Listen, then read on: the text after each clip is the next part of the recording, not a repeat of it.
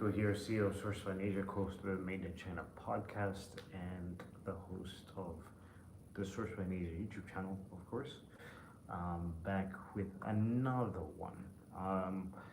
So today, I was just wanted to freestyle some, thoughts on my mind, certain topics that I've been dealing with, and wanted to share them with the community.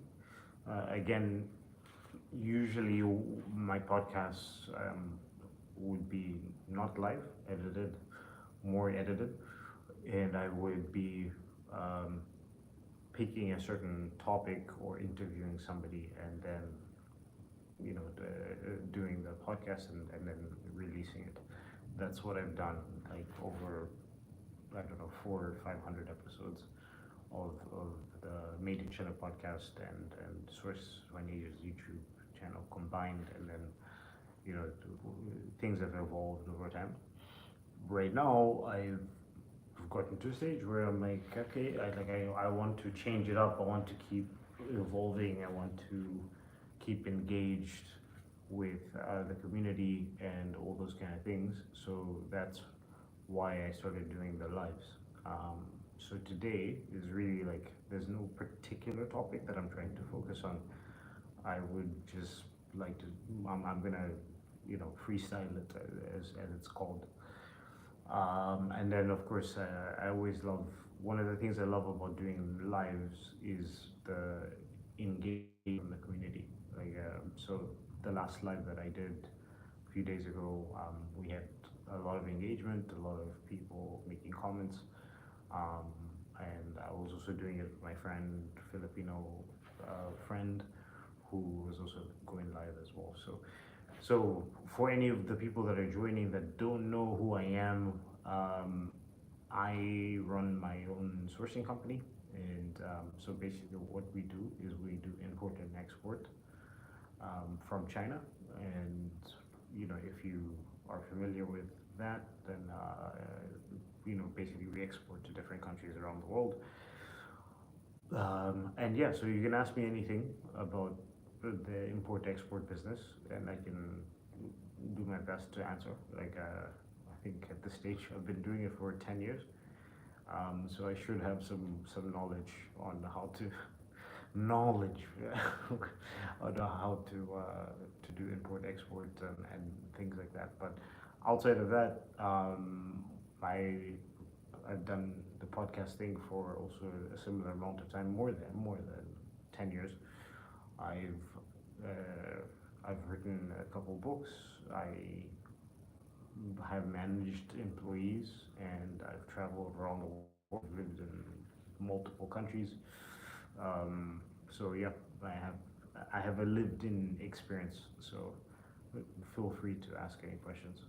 Actually, let me make sure that I can see the actual live chat. Okay, so I see people are joining. The Freestyle podcast today, let's try to get into the meat and potatoes. Like I said, if you guys want to drop any comments on anything that I'm talking about, or you want to ask any questions, feel free. If you have your own businesses that you want to talk about, then go ahead. So the first thing I was going to talk about is what is the climate of business right now in China. So what's happened is, I mean, it's obviously been a roller coaster. So because of COVID, a lot of foreigners left China, and then for a long period of time, it was very difficult for foreigners to go into China. That has changed. It's easier now. I'm not saying it's the same as it was before. I know people who have lost their visas and stuff like that. So you might have to go through the process of like reapplying for your visa and all that. I know that it's not as easy, but it's not as difficult as it was a few years ago. So I would, well, I'm not saying I would encourage people to go to China, but I would say that it's better than it was before. Hey, how's it going? It says roof roof Benji darling roof roof bark. Nice to have you in the chat. Again, if you guys have any questions around business in Asia, manufacturing, all that kind of stuff, then let me know. So yeah, now it's a little bit easier than it was before, but it's not as difficult as it was before. I know that sounds confusing, but that's the reality of the situation. Uh, so I think that the factories have gotten used to the idea that they're not going to be around their customers as much as before. Customers are not going to be visiting as much. But what has changed is last year was the first year that the Canton Fair and all these fairs that were not happening for 3 4 years. So that's a major change. It's a game changer, and obviously, if things are okay, those things are going to happen and more often than they were before. So during COVID, so that's a major game changer. But what I have noticed is, in general, a lot of people want to source from outside of China, and that's something that was a focus for me before the pandemic, and that was part of the reason why I was traveling and all those kind of things, is because I was like, hey, if everybody wants to source from outside of China, then I need to have a focus on going to different countries and everything like that. And Indonesia was one of the first places that I went to, and the Philippines as well. So yeah, I've been trying to figure out, and I have contacts in Vietnam, I have contacts in India, like so. I've been trying to figure out how to outsource the business that I'm doing. So again, guys, we have people in the chat. If you have any sort of questions about what I'm talking about, what my business is about, then ask me anything. And yeah, unfortunately, it's the weather, like I said, is not as amazing today as it usually is in the Philippines. It's around like 2 p.m. on my side, but it feels like it's like 5, 6, 7 p.m. Yeah, so just a little bit of background for the new people that are in the chat, because I can't see whether you guys are new in the sense of like my channel. So run a sourcing company, have the YouTube channel, podcast, and this is just a live stream that I started doing recently, and I've been trying to do it on a more frequent basis, sometimes with people, sometimes without people. I actually did one with Michael Michelini, who is in a similar industry as me. He's actually one of my mentors. Story about that would be that I met Michelini through his podcast. Actually, I was listening to his podcast, and then I moved to China. And me moving to China, I ended up meeting him at some stage through this online community, ironically, because I'm building my own online community, and yeah, I started hanging out with him and peripherally, and then we became friends. Then we became business partners, and yeah, we've kept in touch ever since. And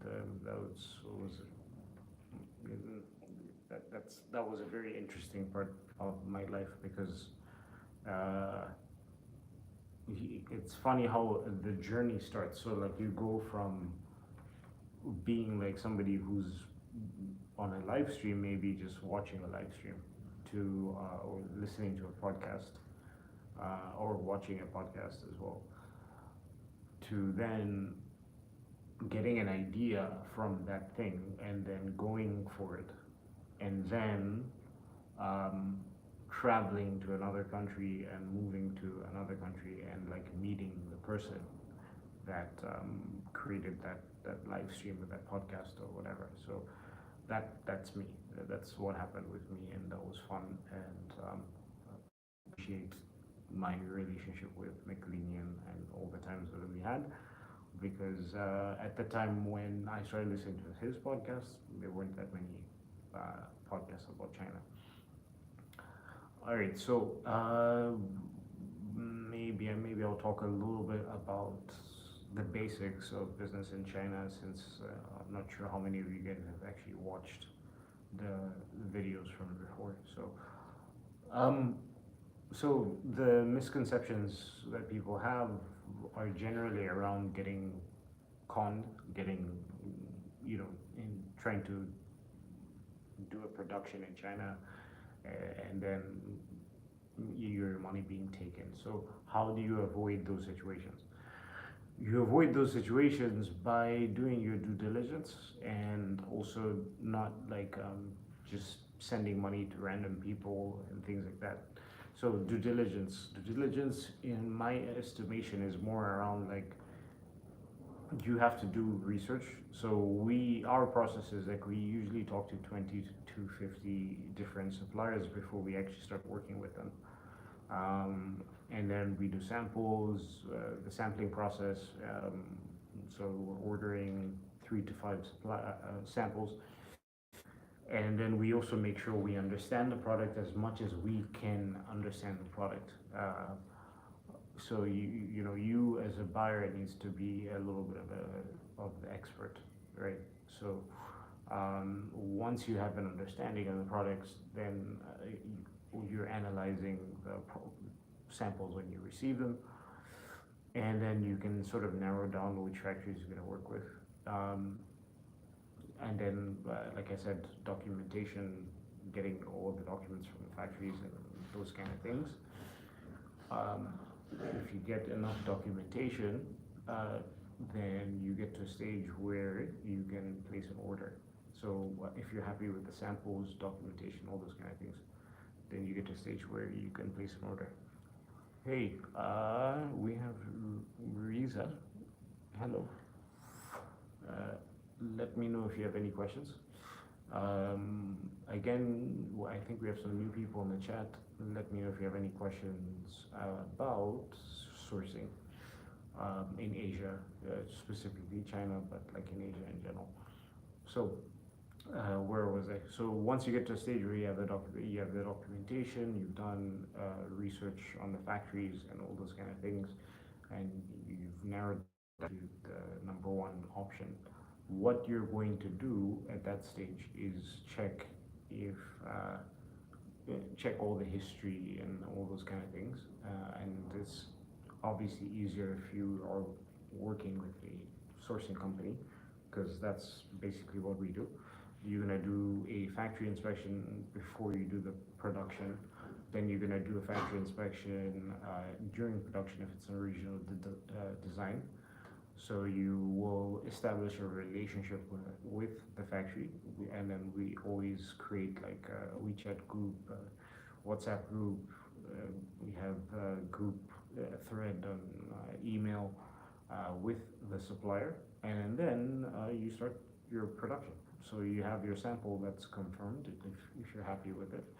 You start, and then contracts are in place, and then you start your production, and just make sure that you're on top of like checking in with the factory and all those kind of things if you're working directly with the supplier. So those are the basics. And so like, and also as I mentioned, for original design, you should do an inspection during production as well as an inspection at the end of production. For what we call OEM, you can do the inspection at the end of the production, and you don't have to do it during production necessarily. So those are kind of the basics of sourcing, the whole, how the whole system works. Now, as a sourcing company itself, our job, or production management consulting company, our job is to make sure that the whole process goes smoothly. and to be a consultant in the whole thing, right? So we usually deal with helping you guys. Uh, we usually deal with helping you guys like just like manage everything that's going on. I got distracted because my dog is walking around. Yeah, so that's what it is. But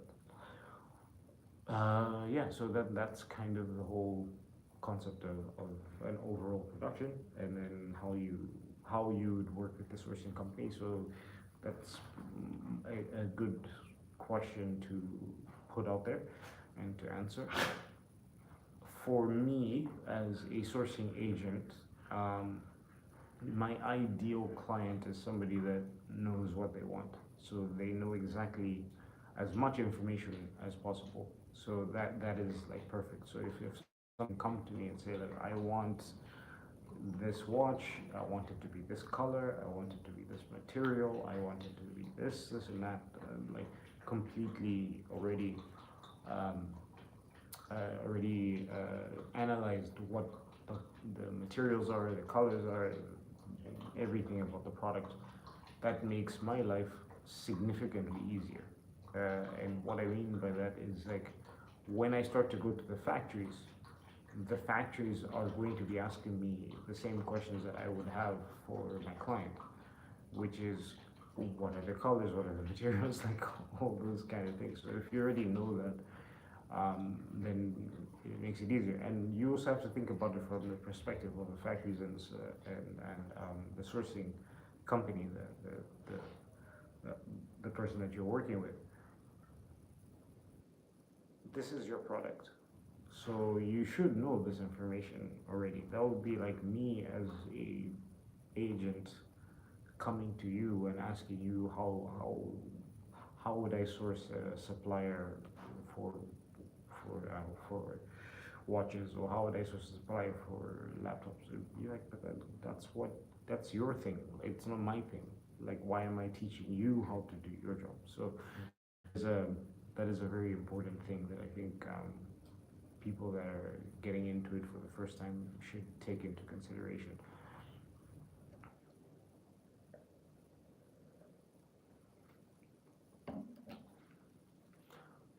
So yeah, if you're getting into it for the first time, then yeah, you need to really understand what your product is,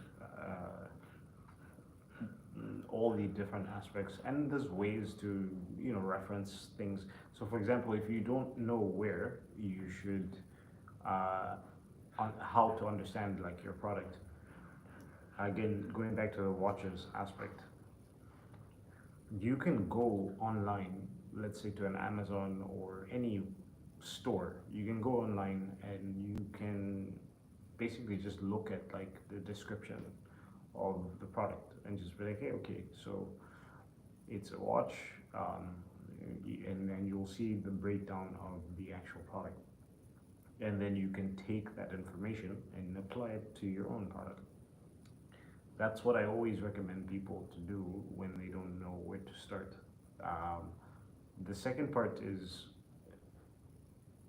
when you're designing the product and you're working with a designer, uh, simultaneously finding a designer who can do original design or design for manufacturing, so they understand how factories work, and at the same time talking to the factories while you're designing whatever it is that you're making. That's really, really important. You really, really have to take the time to have both sides of the equation working together. So, yeah. Any other questions from the chat?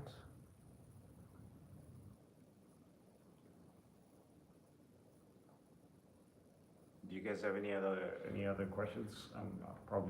I'll probably sign off soon.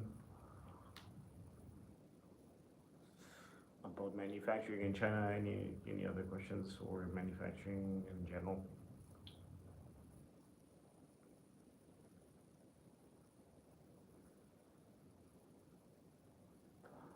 Yeah, because I wanted to just do a little freestyle Freestyle YouTube Live. We've been doing this on pretty frequently in the past few weeks to a month plus, actually.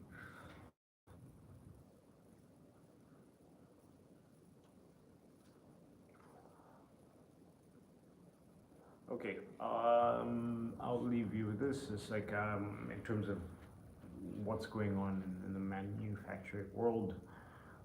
I think it's important to obviously have alternative options like different countries that you can work with, specifically Vietnam, India, Philippines as well. But yeah, Vietnam, India, Philippines, Thailand, Myanmar, Cambodia, just going down the list there. And then there's been some stuff in Central America, South America as well. These are countries that are developing, and also, by the way, Africa is blowing up. That's a topic for another day that I would love to cover. Maybe I would have a guest on to talk about. But yeah, so I think it's really important to have a little bit of focus on those places. Just pay attention and try to source from those countries. Of course, what I've always told people when they ask me, like, is China dying in terms of being the number one sourcing country in the world? No, because the infrastructure is so strong and so vast, and it's so. Just to give you some perspective, if you were to order a product in China today, you would receive it within 24 hours. It doesn't matter where it's coming from, you would just receive it within 24 hours. So the next day. So if you ordered like in the morning, you might receive it this same day delivery. So, and that, like Amazon, and that's been going on way before Amazon started doing the same day delivery thing. So, yeah, the infrastructure in terms of everything going on in China is very, very different from other countries. So if you're delivering stuff, you buy something, you buy a mass production, you deliver it, and you want to deliver it outside of the country, it's going to be much faster, you know. Hey, what's up? I'll be Marshall from Vegas. Hey, Vegas, nice. Let me know if you have any questions. Um, yeah, so like I said, the infrastructure of how things move from one place to another place is unparalleled, and so all these other countries that are coming up now, it's a little bit difficult for them to compete. So it's going to take a very long time, as I've said in the past, for those countries to compete with China. Um, and that's and then of course you have the side of like just the size of the country, the amount of factories, all those kind of things. Where am I from? I was born in Zambia, Southern Africa, and I grew up in the U.S. and Canada.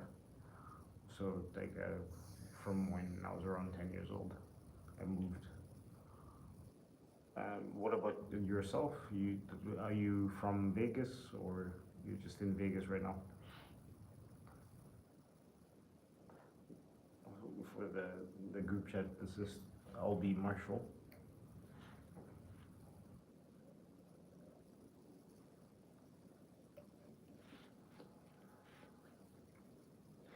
It's interesting doing these lives because like when I was doing my podcast in general, I'm quite comfortable with it because obviously I know it's going to be edited, but with the lives, you want to keep people engaged. You're hoping that there's people interested in what you're seeing and what you're talking about.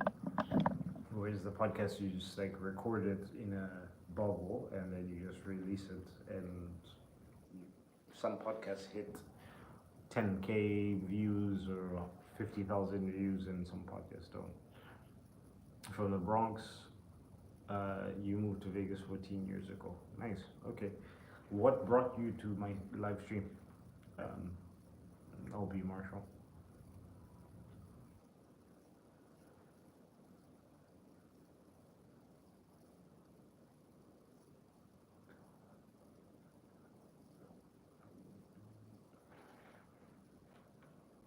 So while I'm waiting for Marshall to respond, uh, I'm just thinking about what else I could talk about in the freestyle conversation. I think that. Oh, got a response. So, uh,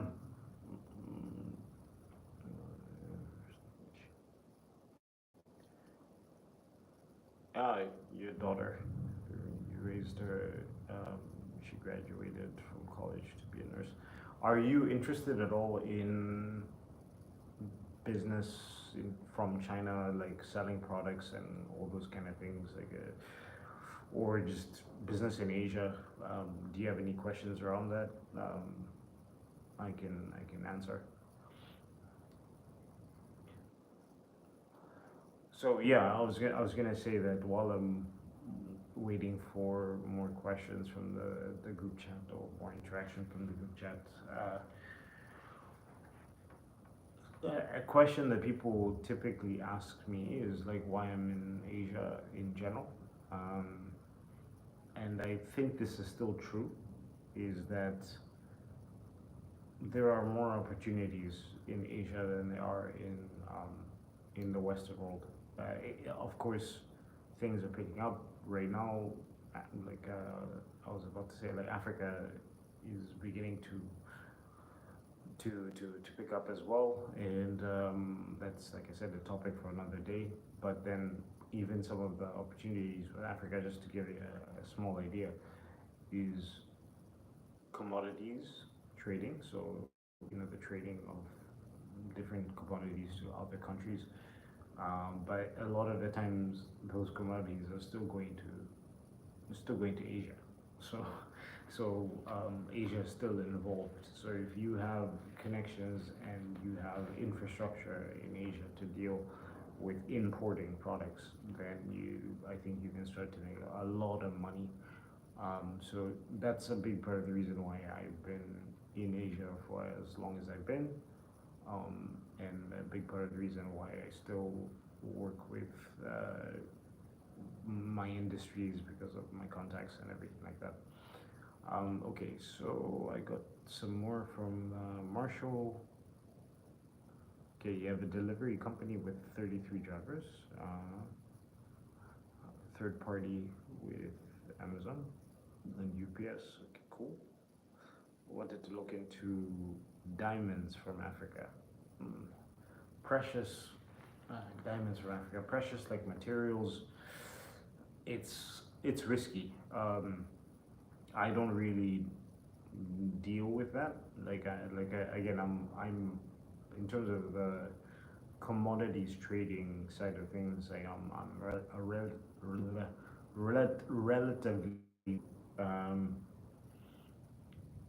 and I try to be a little bit more conservative in the products that I'm dealing with. So I'm dealing more so with like copper, with like just products that are a little bit more safe and can be graded properly. Diamonds and gold, like there was a story.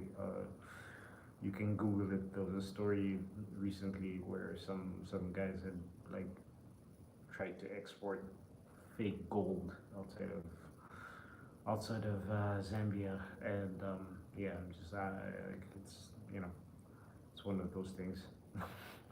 One of those things where you don't want to get involved in that kind of stuff. Um, and so yeah, like I try to deal more with, like, when I say commodities, I'm talking about chicken feet. I'm talking about like I said, copper, some of the raw materials that you used for production, those kind of things. But precious metals, not really.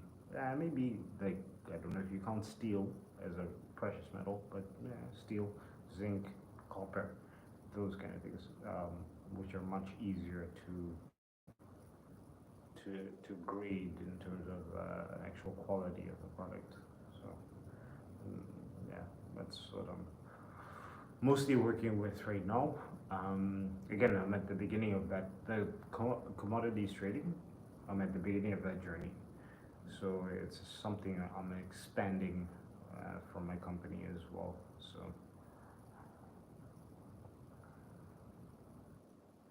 I think we have some new people in the chat or in the live stream. Feel free to drop some questions, comments, etc., etc. Um, if you don't know me, then just brief again. CEO of Surfline Asia. We deal with imports, exports from Asia, and have a podcast and YouTube channel. That's pretty much it. And I'm handsome. That's it. So yeah, I would be Marshall. Just to summarize, I would be very. I don't know how long you've been working with some of these commodities in terms of like diamonds and stuff like that, but I would be very, very careful about things like that because like yeah, there's just a lot of corruption involved with that. So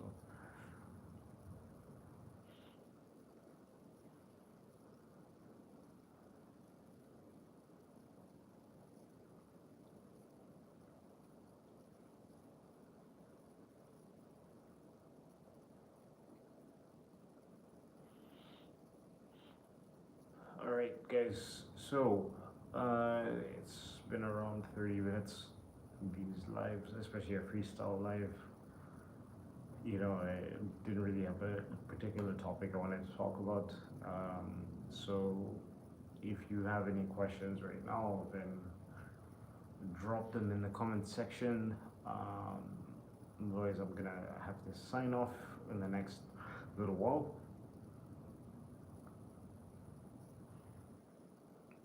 If anyone's curious about like my background and all that kind of stuff, then you can check out my previous videos. But like, yeah, I already mentioned at the beginning of this particular video where I'm from, my background and all that stuff, what I do. You can check out sourcelineasia.com to see my company. Same name as the YouTube channel. And then the podcast is the Made in China podcast. Made in China podcast. And that I started before the YouTube channel. Me and my business partner Mike, who's from the U.S., started the podcast, and we've interviewed hundreds of guests, and also on the YouTube channel we also interviewed hundreds of guests. So we've been doing this for a long time, and my passion around business is also just like talking to people. So I have a passion for business and I have a passion for talking to people. So yeah, I'm gonna sign off in a few minutes. If you have a question, let me know now, or wait until the next live.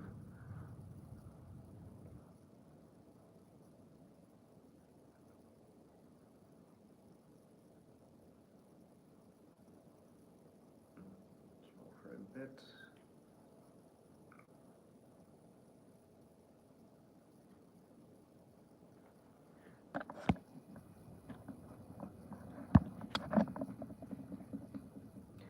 Alright, so yeah, so I'll leave it at that. And in terms of future content that you can expect, my idea around lives is I want to have more interaction. I'll get to a stage where I'll be consistently scheduling the lives, so people will know like what time it is. Like it is very early stage. If you look at the amount of live that we've done is only about 4 or 5. Most of the actual podcasts that we've done were pre-scheduled, pre-recorded, and then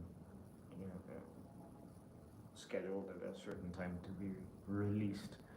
So this is a very different situation. Like I'm almost learning a new skill, which is always fun and always interesting, and I guess nerve-wracking a little bit, but because there's been some logistical issues, technical issues. I'm definitely learning how I need to improve on some of the stuff, which is the same way it was when I started podcasting, when I started YouTube. If you listen to our first podcast, horrible, absolutely horrible. I don't even want to send people that, but yeah. Okay, so like I said, I see that there's somebody else has joined in the group. If you're able to drop a comment, then drop a comment. If not, I'm heading out in the next few seconds. 10 seconds, I would say.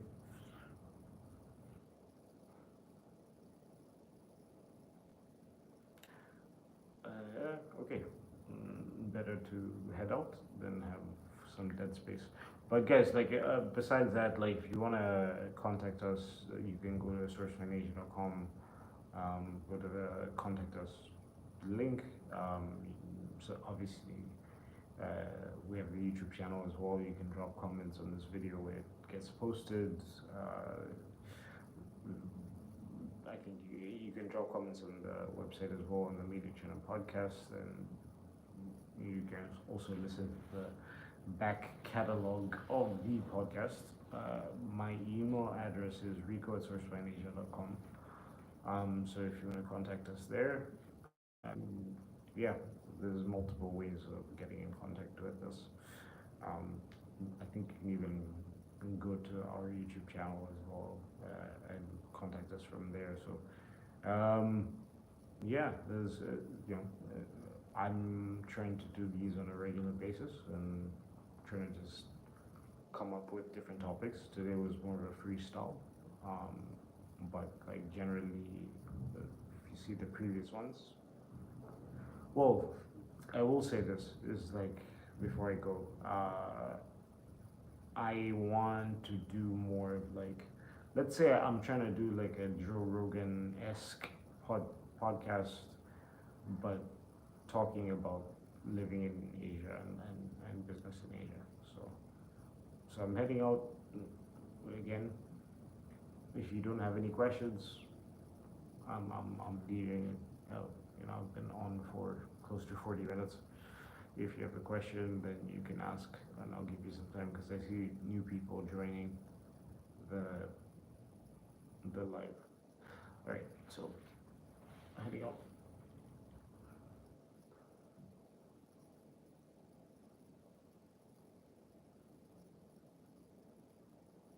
I'll give it a few more seconds. If you're typing a question,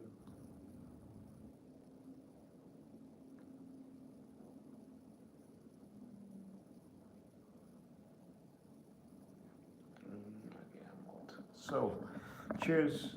I'll see you on the next one. Yeah, that's it. So I feel like that's my third goodbye.